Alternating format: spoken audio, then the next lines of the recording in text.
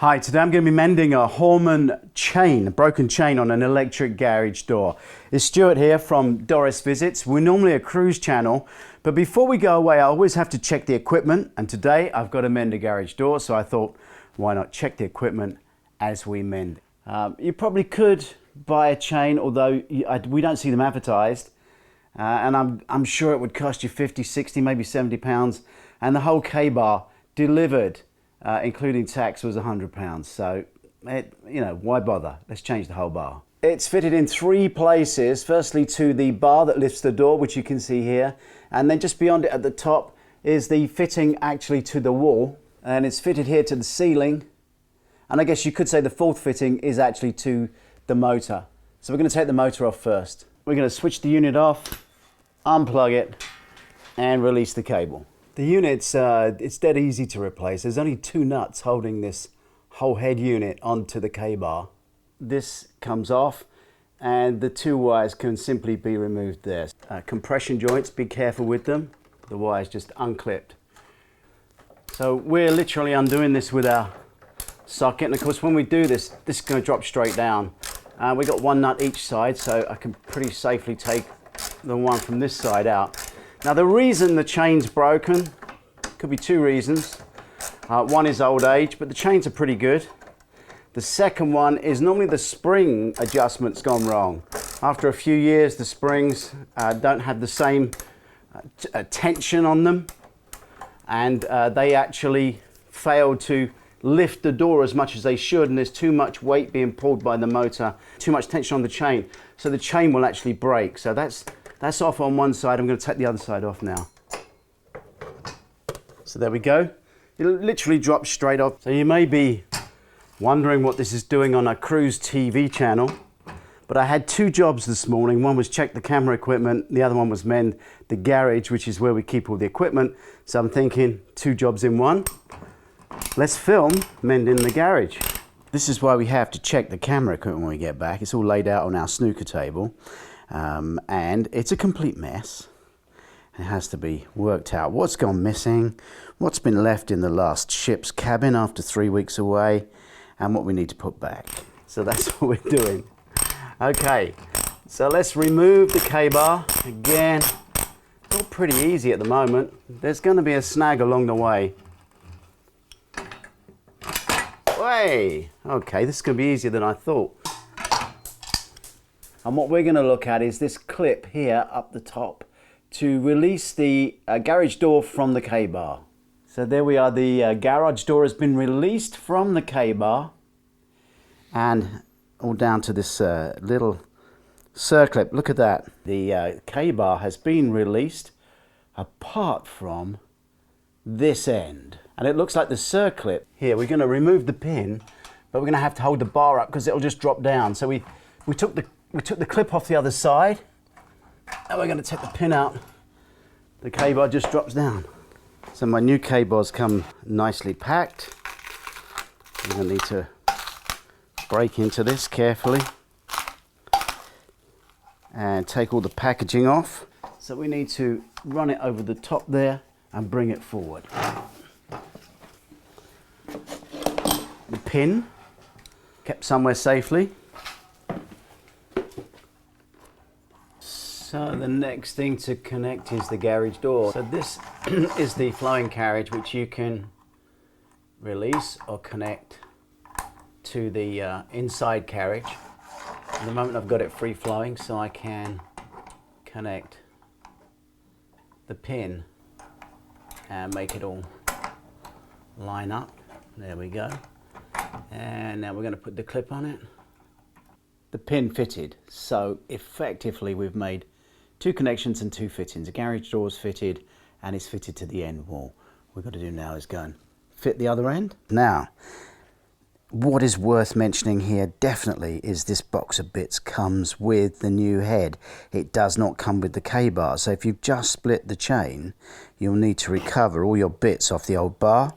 If you've bought a new head as well, you'll get all the bits you need inside the box. Of course, if you're using a new piece straight out the box, you don't need to worry about breaking it off the old one. You can just literally slide it on. Yeah, we have a bolt with a square hole in it, square end, which fits nicely in there. And it's going to go up into there. So we'll need a nut on the top. There we go, there's one. Two will be the other side.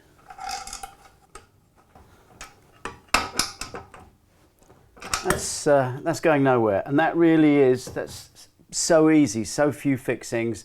The new K-bar has been fitted. It's got the new belt or chain, whatever you want to call it, inside. And what we have to do now is just adjust the chain where it is, because as soon as I put that motor in, the cog is going to stop the chain turning. At the moment, I can freely move the chain fairly easily and connect it to the arm, which is down there. We've also got the dead stop to fit. 41 centimeters. It's 41 centimeters. Both pieces are in the box. So with my Allen key, I'll be able to take them apart and fit them on the new K-bar. We also have one sitting at the other end here, and we're going to measure that from the end, and she's sitting at basically 16.4. Just copying the old one, I'm going to fit the emergency cable the same way. It seems to just go through there and there. So it went through the black hole, round there, stuck on there, and there she is. So that's release the door, that's lock it. So this has been pulled down to release it from the chain. I've opened the garage door slightly and supported it with a bucket, and here's the carriage. I've moved it back.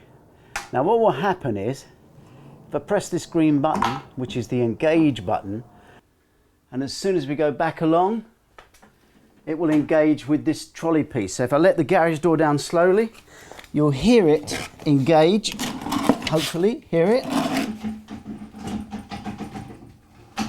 There it is, it's engaged. Time to refit the head.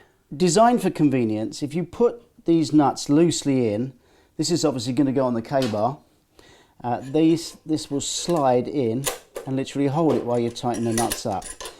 Now it's not as if we've got to line anything up, because the spindle can only go into that hole. Dials and numbers towards the door. So our little LED displays facing the door. That's going to go in. You know what, it's going to go better the other way around. There we go. All I've got to do is tighten it up. It's one side done. Pretty much work blind because I know what's there. I don't need to come around the other side. Now, I am not a garage door fitter. If you're worried, check some other videos. Get somebody in to do it for you. Literally never done this before.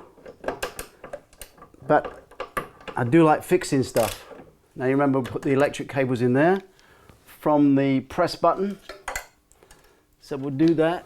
So we fit the two cables in the two holes that have got open. One, two. Yes, they are firm and connected in the cable tie. Where did I put that panel? Found it. And it literally slides in. Literally everything is back together. The only thing I've not done is the springs. Now, I've seen some other people do videos of these where they've got the spring in, which this is, the bar's holding the spring, and then they cross their head across it.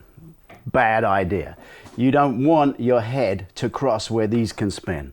Never, ever. So keep your head back, keep the spring away. This is really quite a difficult job. It's a job you shouldn't do by yourself.